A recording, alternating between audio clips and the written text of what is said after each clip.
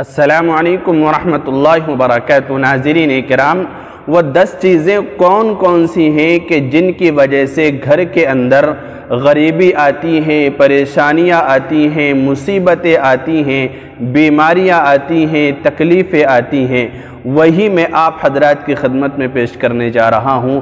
تو 10 چیزیں ایسی ہیں کہ جن سے گھر کے اندر غریبی آتی ہے، بے برکتی آتی ہے۔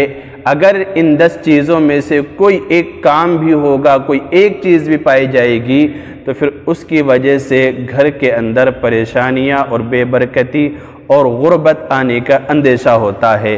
وہ 10 چیزیں کیا ہیں؟ دیکھیے، پہلی چیز ہے گھر کے اندر قرآن کریم کو نہ پڑھنا، قرآن کریم کی تلاوت نہ کرنا۔ کوئی گھر ایسا ہے، کوئی مکان ایسا ہے کہ جس کے اندر کبھی قرآن کریم پڑھا ہی نہیں جاتا، کوئی بھی گھر کا بندہ یا کوئی بھی بندی قرآن کریم کھول کر نہیں دیکھتی، تو پھر اس گھر کے اندر کبھی بھی برکت نہیں آتی، بے برکتی رہتی ہے اور وہ گھر پریشانیوں میں گھرنے لگتا ہے۔ اسی طرح نمبر 2، گھر کے اندر ٹیلی ویژن کا ہونا۔ گھر کے اندر ٹی وی ہے، ٹیلی ویژن ہے کہ جس کے اندر فلمیں دیکھی جا رہی ہیں، گانے سنے جا رہے ہیں، والدین ہیں وہ فلمیں دیکھ رہے ہیں، اولاد ہے وہ فلمیں دیکھ رہی ہے، گھر کے سارے فرد وہ فلمیں دیکھتے ہیں، گانے دیکھتے ہیں، تو پھر اس کی وجہ سے بھی گھر کے اندر بے برکتی آتی ہے اور غربت آتی ہے۔ اسی طرح نمبر 3، تیسری چیز ہے گھر کے اندر گانا، موسیقی وغیرہ بجانا۔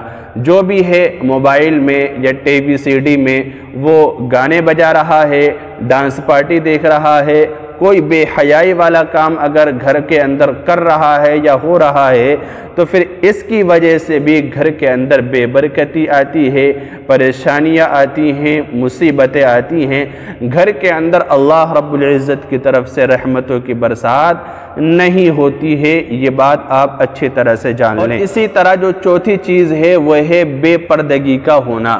گھر کے اندر ہمارے جو بہنیں ہیں، ہماری بیٹیاں ہیں، ہماری مائیں ہیں، اگر وہ بے پردگی اختیار کرتی ہیں، پردہ نہیں کرتی، کوئی بھی اجنبی آ جاتا ہے یا گھر کے افراد کہیں جاتے ہیں تو پردے کا اہتمام نہیں کرتے، اپنے سطر کو جس طرح سے چھپانا چاہیے تھا، اپنے جسم کو جس طرح ڈھانپنا چاہیے تھا اس طرح نہیں چھپاتے ہیں، تو پھر اس کی وجہ سے بھی گھر کے اندر بے برکتی آتی ہے اور غربت آتی ہے۔ 5ویں چیز ہے گھر کے اندر بے نمازی کا ہونا۔ گھر کے اندر مرد بھی رہتے ہیں، عورتیں بھی رہتی ہیں، لیکن نماز نہیں پڑھتی۔ جب دل کیا پڑھ لی، جب چاہا چھوڑ دی، کبھی فجر کے پڑھ لی، کبھی ہفتے میں ایک آدھ نماز پڑھ لی۔ مرد حضرات ہیں وہ جمعے کی نماز پڑھ لیتے ہیں، باقی کوئی نماز نہیں پڑھتے۔ تو اس طرح گھر کے اندر بے نمازی کا ہونا یا نماز کے اندر غفلت اور سستی برتنا، اس کی وجہ سے بھی بے برکتی آتی ہے اور گھر کے اندر غریبی آتی ہے، تو اس سے بچنے کی بھی ضرورت ہے۔ اسی طرح نمبر 6، جو چھٹی چیز ہے وہ ہے جھوٹ بولنا۔ گھر کے اندر جھوٹ عام ہو گیا، بیٹا بھی جھوٹ بولتا ہے، والدین جھوٹ بولتے ہیں، اولاد جھوٹ بولتی ہے، یعنی جتنے بھی افراد ہیں وہ جھوٹ پہ جھوٹ بولتے ہیں اور ان کا یہ مشغلہ بن چکا ہے، ہر بات پہ جھوٹ جھوٹ۔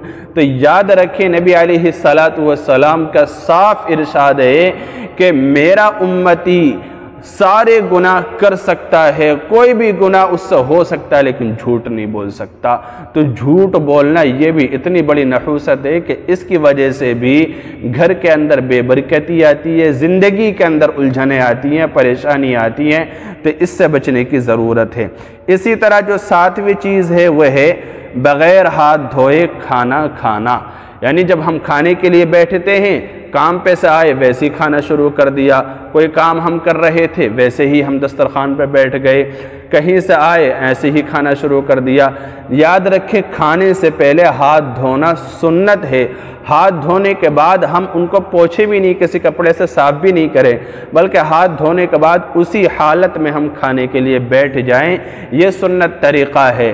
اگر ہم بغیر ہاتھ دھوئے کھانا کھائیں گے تو پھر اس کی وجہ سے بے برکتی بھی ہوگی اور پھر جو ہمارے ہاتھوں پاؤں میں گندگی لگی ہوتی ہے ناخنوں کے اندر یا ہاتھ میں، جو جراثیم ہوتے ہیں وہ پھر کھانے کے ذریعے سے ہمارے جسم میں جاتے ہیں اور پھر وہ ہمارے جسم کا نظام خراب کرنے لگتے ہیں، گویا کہ جسمانی نقصان بھی ہے اور سنت کے بھی خلاف ورزی ہے۔ تو اس لیے کھانا کھانے سے پہلے ہاتھ دھونا ضروری ہے، ہاتھ دھو کر کھانا چاہیے تاکہ سنت پر عمل ہو سکے اور کھانے کے اندر برکت ہو سکے اور غریبی سے حفاظت ہو سکے۔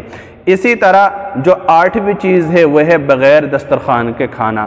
بہت سارے لوگ ایسے ہوتے ہیں بلکہ عام طور سے کھڑے کھڑے کہیں بھی کھا لیتے ہیں یا بیٹھ کر کھا رہے ہیں تو کوئی کپڑا نہیں بچھاتے، دسترخوان کے طور پر کوئی چیز نہیں بچھاتے، کوئی پنی یا کوئی کاغذ کوئی اخبار وغیرہ اگر بچھا لیں کہ اگر کوئی لقمہ گر جائے تو اس کو اٹھا کر آسانی سے کھا لیں، کوئی صاف کپڑا بچھا لینا چاہیے۔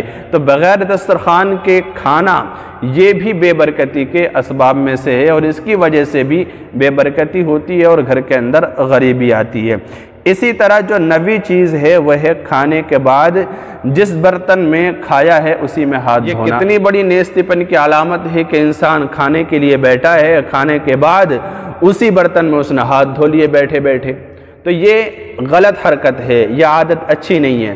اس کی وجہ سے بھی بے برکتی آتی ہے اور پھر جو دوسرے حضرات ہوتے ہیں ان کو بھی گھن محسوس ہوتی ہے، یہ عمل ناپسند ہوتا ہے۔ تو اس سے بچنے کی بھی ضرورت ہے کہ جس برتن میں ہم نے کھانا کھایا ہے اس میں ہاتھ نہ دھوئیں۔ ہم نے کھانا کھا لیا، برتن کو ہم صاف کر کے چاٹ لیں، اس کو صاف کر لیں اور اسی طرح سے ہم اپنی جگہ سے اٹھ کر جہاں پر ہاتھ دھونے کا انتظام ہے وہاں جا کر ہاتھ دھو لیں۔ تو اس کی وجہ سے ہوگا یہ کہ ہمارے کھانے کے اندر پھر برکت ہوگی اور دوسرے لوگ بھی ہم سے خوش رہیں گے۔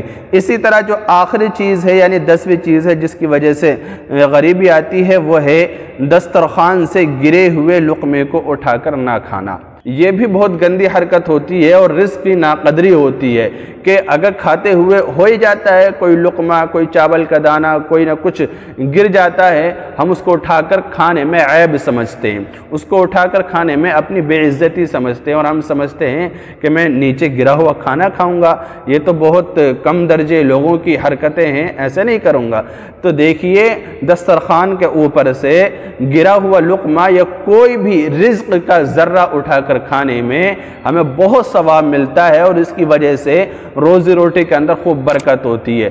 اگر ہم گرا ہوا لقمہ اٹھا کر نہیں کھائیں گے، اس کو نہ اٹھائیں گے، ایسی پھینک دیں گے تو یہ رزق کی بھی ناقدری ہے اور بے برکتی ہوگی، اس کی وجہ سے ہمارے گھر کے اندر غریبی آئے گی۔ تو یہ 10 چیزیں ہیں جن کی وجہ سے گھر کے اندر غریبی آتی ہے، بے برکتی آتی ہے اور پریشانیاں اور مصیبتیں آتی ہیں۔ تو ان 10 چیزوں سے بچنے کی ضرورت ہے۔ اللہ تعالی عمل کی توفیق دے۔ السلام علیکم ورحمۃ اللہ وبرکاتہ۔